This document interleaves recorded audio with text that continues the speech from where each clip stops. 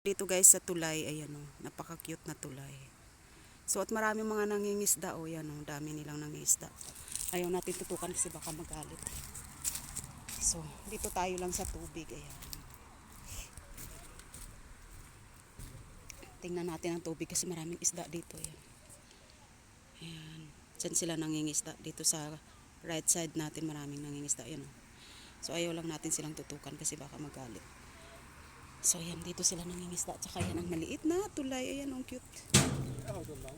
Ja, cash. Oh, wirklich cool. Der da, der kleine, da ist er.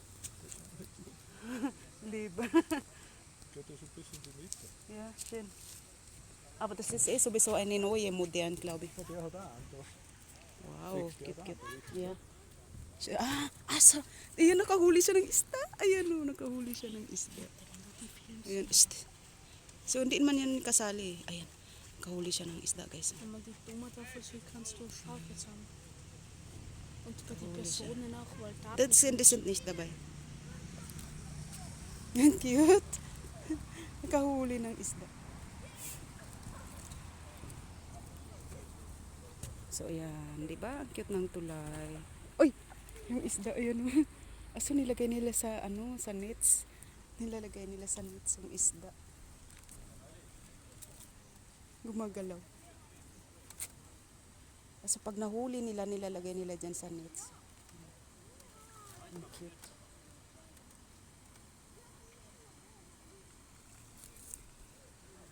Para gumagalaw yung isda, nasa nets pa rin, para siguro hindi, para buhay. So, yun ang haba ng nila, pang isda.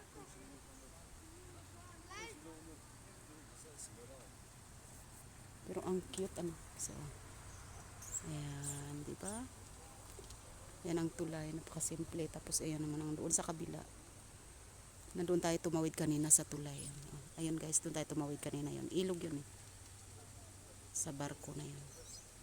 Open roro yun. Ay, grabe ang haba oh.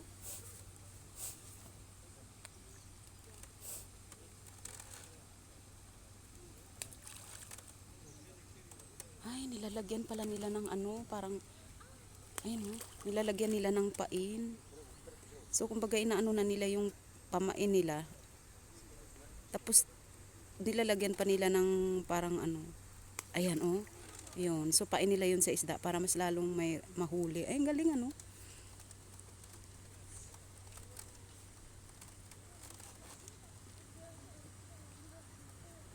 Tingnan natin, baka makaano sila ng isda. Baka makahuli siya ng isda.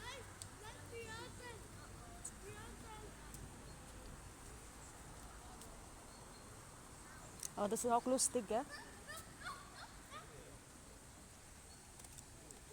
Ay, wala pa, hindi pa siya nakahuli. So, yung iba doon ang haba, guys. So, tingnan nyo yung pang nila. Yung pang angle nila. Ang haba.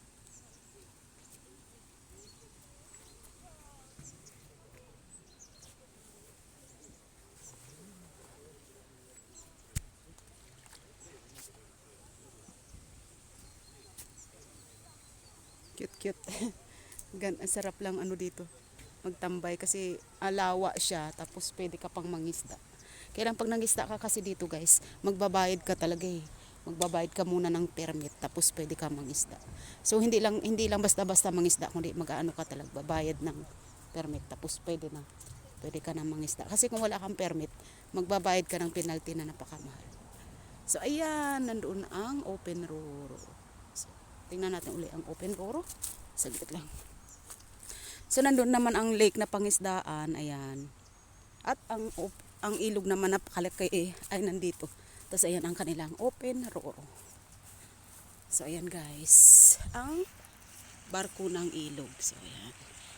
So nagkukunik yan doon sa kabila. Ayan. Pag maraming mga customer, maraming pasahero, tumatawid sa kabila. Tapos tatawid uli. Ayan. Kasi dito sa kaliwa natin is Slovenia. Sa kanan natin is Slovenia. And sa left side natin is Austria. Ayan yung kanilang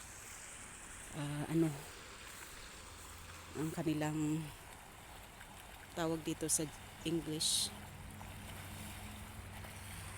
Ang kanilang border is between the river.